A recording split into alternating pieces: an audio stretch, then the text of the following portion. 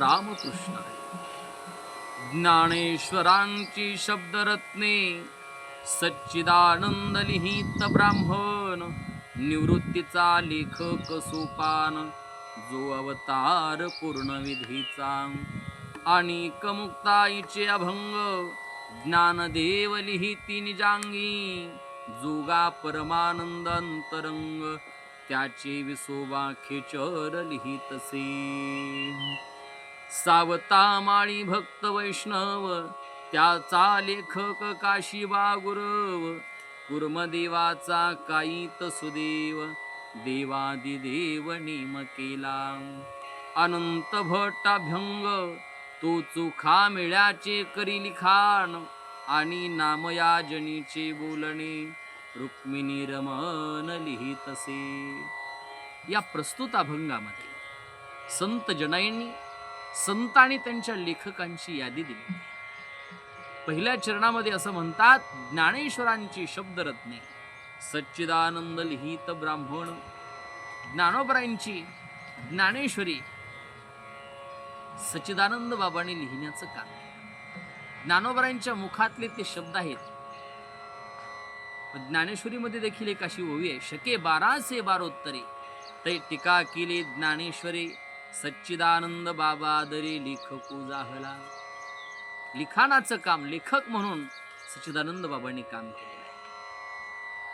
आणि मुक्ताईंची जी अभंग रचना आहे, ताटीचे अभंग मुक्ताईंचे, हे अभंग लिहून घेण्याचं काम स्वतः माऊलींनी केले। आणि मुक्ताईची अभंग ज्ञानदेव लिहिते निजांगी। निवृत्तीनाथ महाराजांचा हरिपाठ तो लिहून घेण्याचं काम सोपान देवांनी। जोगा परमानंद नावाचे संत होऊन गेले, त्यांची अभंग रचना विसोबा खेचरांनी लिहून घेतली। सावतामाळी महाराज, संत सावतामाळी महाराजांची अभंग रचना जी, कांदा मुळा भाजी अवघी विठाई माझी, लसूण मिरची कोथिंबिरी अवघा झाला माझा हरी। ही अभंग रचना काशीबा गुरव नावाच्या व्यक्तीने लिहून घेतली। म्हणून म्हटलेलं आहे संत जनाईंनी, सावतामाळी भक्त वैष्णव त्याचा लेखक काशीबा गुरव कुर्मदेवाचा काईत सुदेव देवादिदेव नेम केला। कुर्मदेवांची जी अभंग रचना आहे, काईत सुदेवांनी लिहून घेण्याचं काम।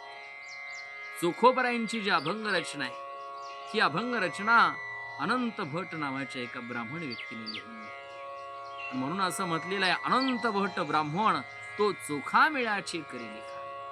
आणि संत जनाईंची जी अभंग रचना आहे, अरे विठ्या विठ्या मूळ मायेच्या कारट्या, तुझी रांडरंडकी झाली जन्म सावित्री चुडाल्याडी, तुझे गेले मडे तुला पाहुणी काळ रडे, उभी राहोनी अंगणी शिव्या देती दाशी। जनाईने शिव्या द्याव्या देवाला, आणि त्या जनाईने दिलेल्या शिव्या स्वतः भगवंतांनी पांडुरंग परमात्म्याने लिहून घेण्याचं काम।